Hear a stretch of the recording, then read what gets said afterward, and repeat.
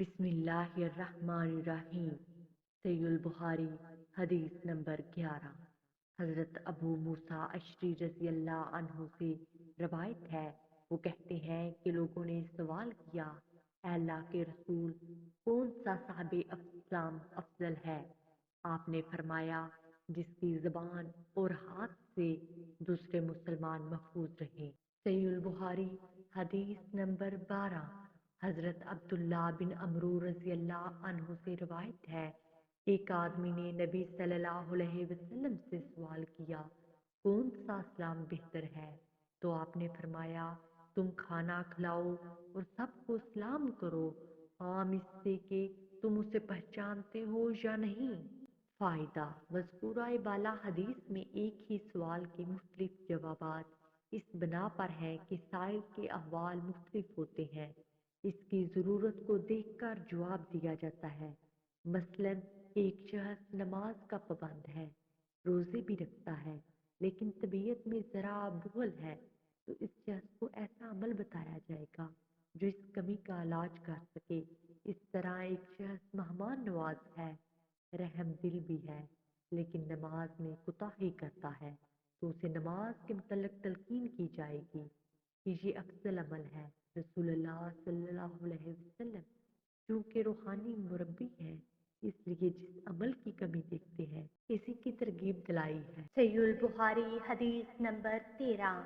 हजरत अनस रज़ी अल्लाह अन्हु से रिवायत है, वो नबी अकरम सल्लल्लाहु अलैहि वसल्लम से बयान करते हैं कि आपने फरमाया, तुम में से कोई शख्स मोमन नहीं हो सकता यहाँ तक कि अपने भाई के लिए वही चीज़ पसंद करे जो अपने लिए पसंद करता है। फ़ायदा इस हदीस में अमान की नफ़ी से मुराद कमाल अमान की नफ़ी मकसूद है।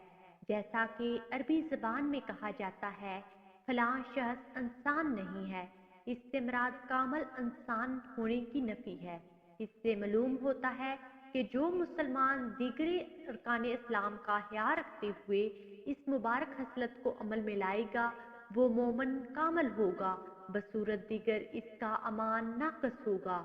अमान बहारी का मकसूद भी यही है कि अमान कमोबेश होता रहता है। सहीहुल बुखारी हदीस नंबर 14।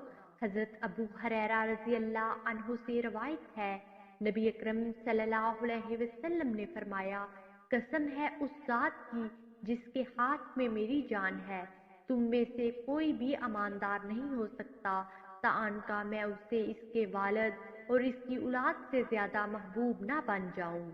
फ़ायदा दीगर अनादीन के बरअक्स इस अनुमान में अदबन रसूलुल्लाह सल्लल्लाहु अलैहि वसल्लम का जिक्र मुकद्दम फरमाया है। नेज़ अमानियत के मामले में आपकी मोहब्बत असल असूल की हैसियत रखती है, क्योंकि जिस मुसलमान को रसूलुल्लाह सल्लल्लाहु अलैहि वसल्लम से मोहब्बत होगी, वही दीगर अहकाम की तमील कर सकेगा, और इस मोहब्बत रसूल ही से अमान की तकमील होती है। अगर ये मोहब्बत मौजूद है तो अमान है, बसूरत दीगर अमान से वो महरूम है। इससे अमान की कमी बेशी पर भी रोशनी पड़ती है, क्योंकि मोहब्बत एक ऐसा अमल है जिसमें कमी बेशी होती रहती है। रसूलुल्लाह सल्लल्लाहु अलैहि वसल्लम से मोहब्बत का तकाजा ये है कि आपकी सुन्नत की तायद व नुसरत, इसका दफा और मुनकरीन सुन्नत का मुकाबला किया जाए, आपके लाए हुए तरीके पर अमल किया जाए, इसके लिए वक़्त, सलाहियत और माल वगैरह खर्च किया जाए।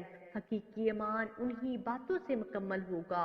इस सिलसिले में जो चीज़ भी रुकावट बने, उसे कुर्बान कर दिया जाए।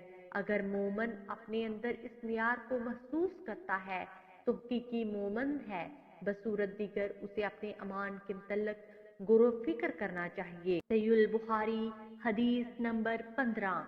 हजरत अनस रज़ी अल्लाह अन्हु से रिवायत है, रसूलुल्लाह सल्लल्लाहु अलैहि वसल्लम ने फरमाया, तुम में से कोई मोमन नहीं हो सकता जब तक मैं इसके नज़दीक, इसके वालिद, इसकी औलाद और तमाम लोगों से ज़्यादा महबूब ना हो जाऊं। फ़ायदा मोहब्बत की 3 अक़साम हैं।